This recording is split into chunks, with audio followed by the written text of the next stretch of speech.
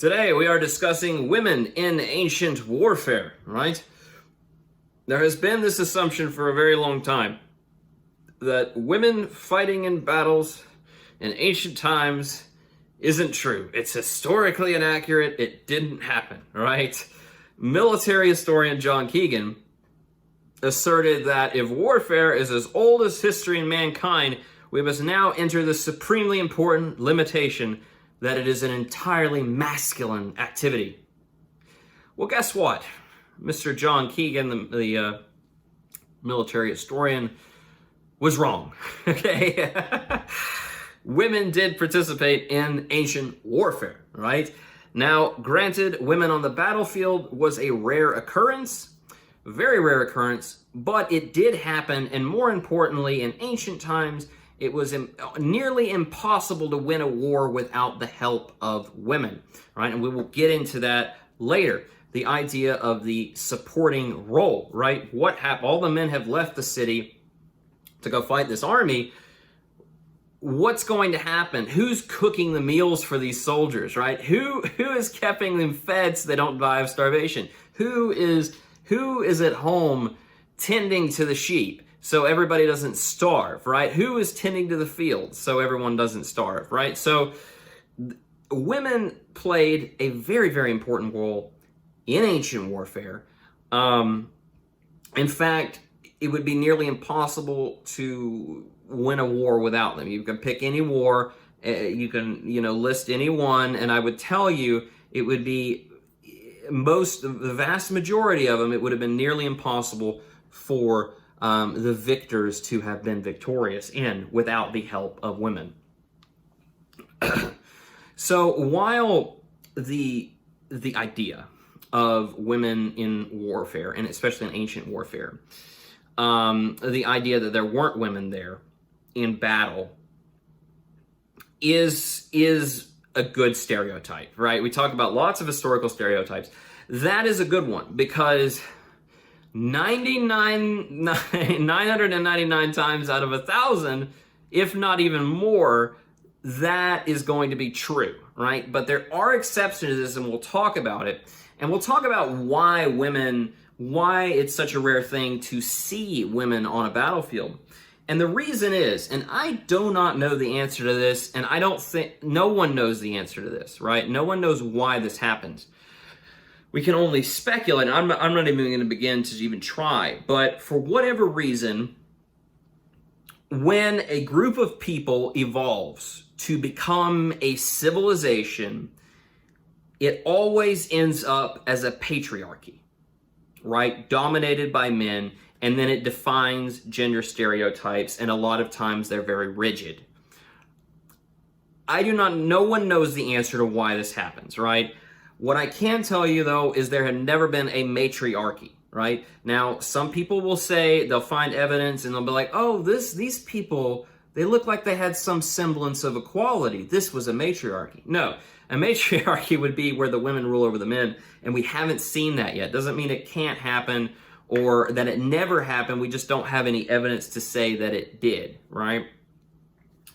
What's interesting, though, is so we have all these civilizations that are very patriarchal, all right? But we do have tribes. Tribal people tended to be far more practicing what you might think of as equality than actual civilizations, right? So peoples like as the Norse, the tribes of the Norse, or the tribes, various Scythian tribes, which you might know as Scythian, but in Greek it would be Scythian, right? Scythian tribes would have been a lot more equal, and you would see women in combat in their militaries, right?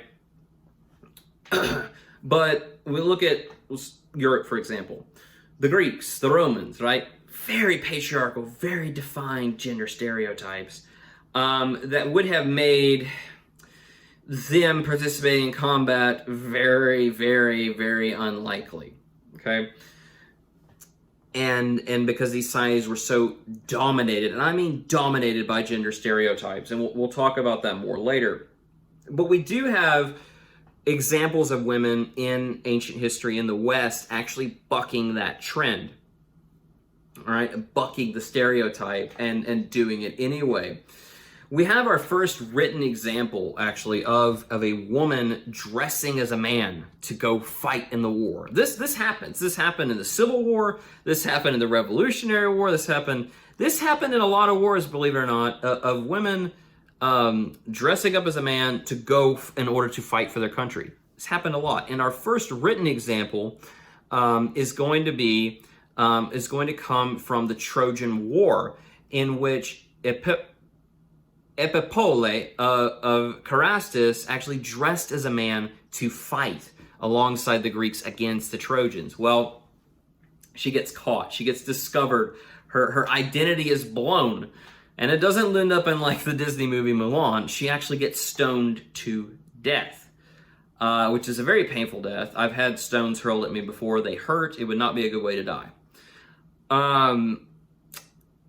There's also a British legend in the 11th century BC of Queen Gwendolyn and how she killed her husband, the king, in order to rule the throne of Britain. In 480 BC, down in Greece, a diver named Haida would actually help her father sabotage enemy ships before a battle, causing the Greeks to win the war, to win the battle.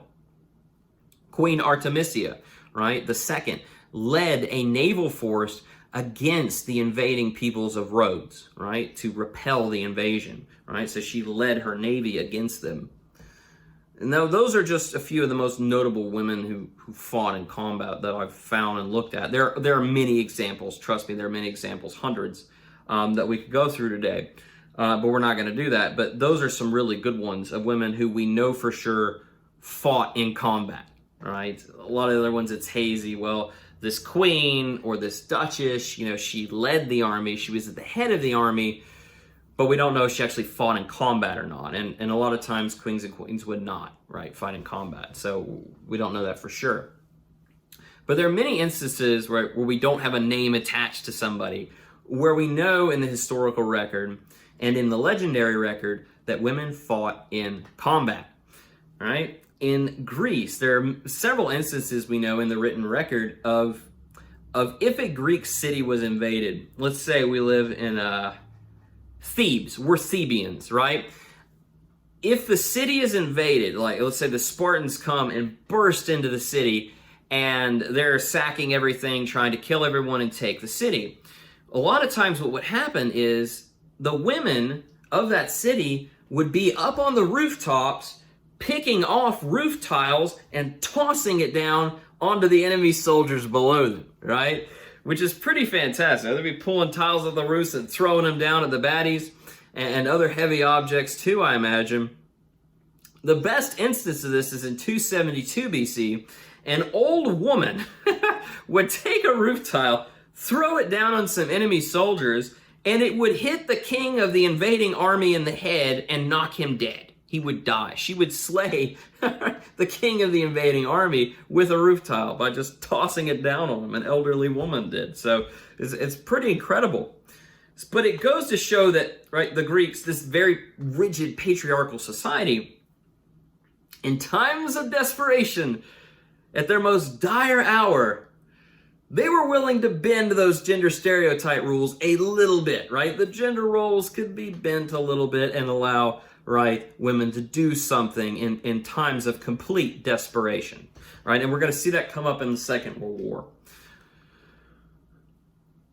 Another interesting incident, Alexander the Great, right, in 320 BC, is invaded India. He's in India, and it's written that Indian women would actually pick up the swords in one battle, would pick up the swords of their fallen husbands and charge the Macedonians with them, right? So we have all sorts of instances like that where women did participate in combat, even in these patriarchal civilizations.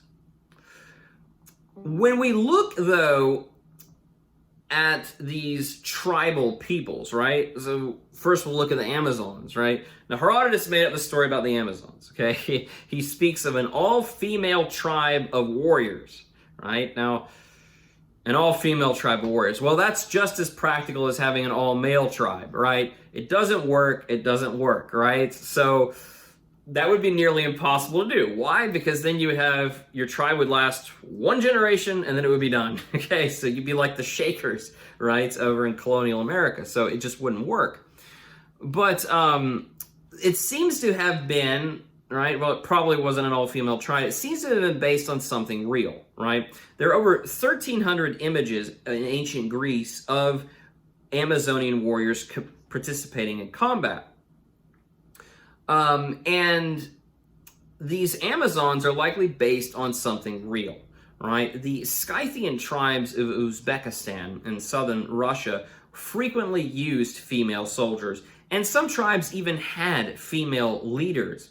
Females often would be horse archers, right? They would ride their horses on the edge of battle. It's kind of Mongolian type thing. On the edge of battle with composite bows and just shoot their arrows. Shoot their arrows right around the edge of battle and shoot their arrows at the enemy army. And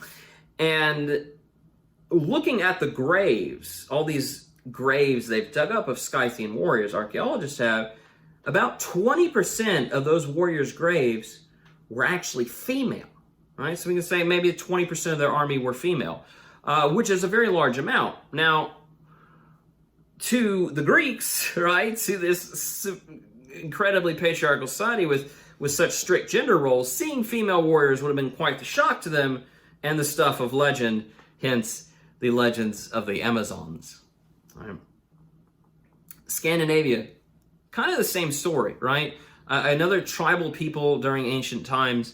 You have in Norse belief, you have Valkyries, female warriors, right? Valkyries. You have shield maidens, and this idea seems to have been based on something like that. There might have been, and there probably were, Norse women who were warriors, right?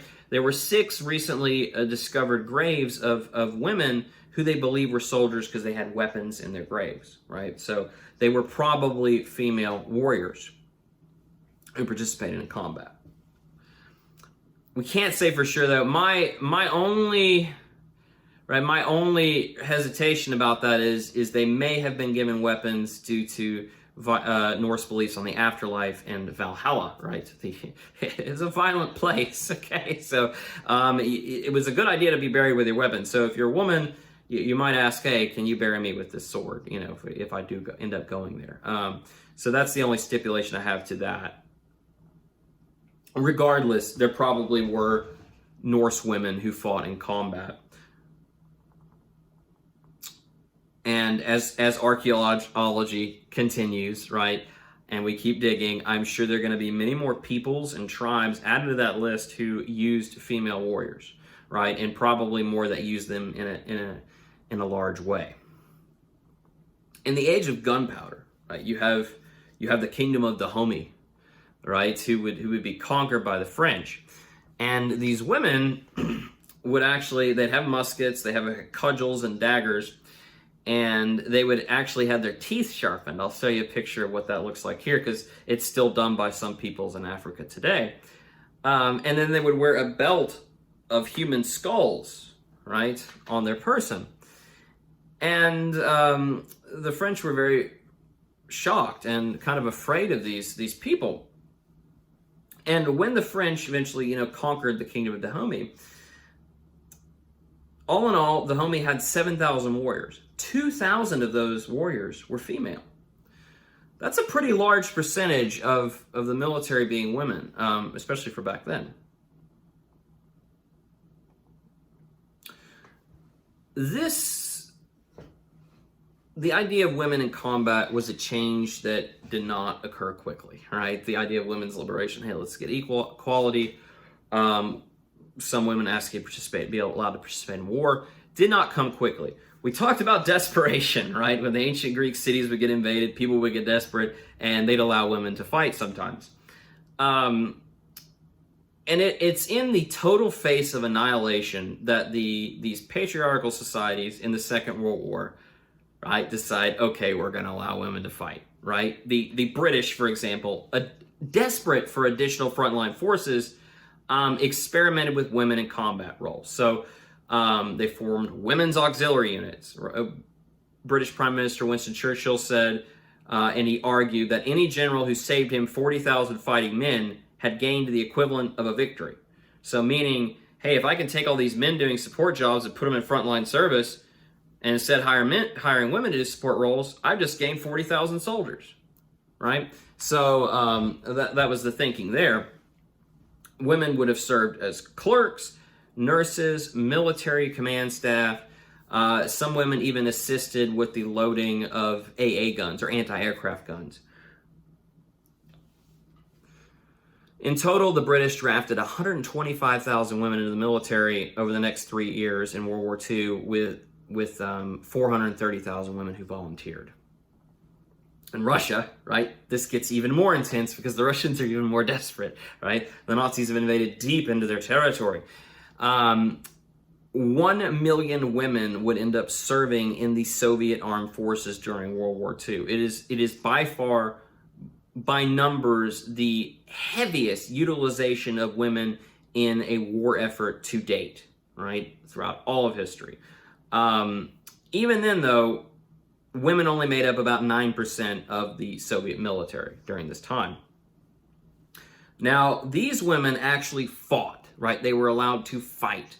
Many Soviet women would distinguish themselves as gunners, as snipers, even as tank drivers, right? Some women even commanded companies and platoons. And they were actually allowed to rise up the Soviet military ranks. Russian women performed so well in World War II that between 100 and 150,000 of them would be decorated, receiving decorated military honors in the war, including women who actually received the Hero of the Soviet Union medal. And now, obviously, today, many countries allow women to serve even in combat roles. Now, when we look at the idea, okay, we talked about women in combat. Well, what happens if they're not in combat? Well, they're still serving the war effort in some way, right? Their contributions in supporting roles would have been critical to a nation's war effort, right? Male soldiers had to leave home and fight in a war. Women would have to perform the male tasks while they were away. Failure of a nation's females to do this, right? What would that mean? A complete economic collapse of the society, right? And starvation, right? No one's tending the fields. No one's doing any of this, right? And no one's gathering the food. No one's hunting.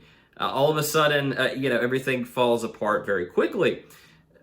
Women would have nursed the wounded. That would have been very important, would be the nursing of the wounded.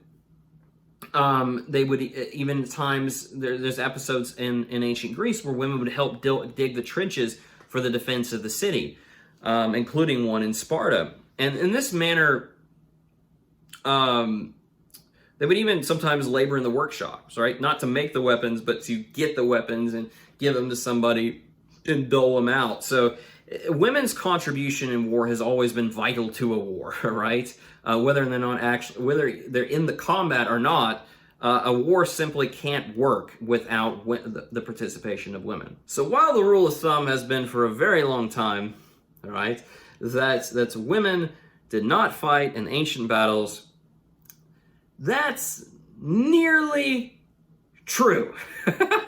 Very, very close, right? But there are notable exceptions of women fighters, especially when we think of tribal peoples, right, like Scythians or Vikings, who would fight in battle. So that does occur, and even in the patriarchal civilizations, women occasionally do end up fighting, right? So women do participate in ancient combat, and even more importantly, a war could not take place and could not be successful or won without women playing these auxiliary or support roles while the men were away fighting the war. Thank you so much for watching. I hope you enjoyed it and found it educational. If you have any questions, please feel free to ask. Say nothing sexist in the comments, please. I appreciate it.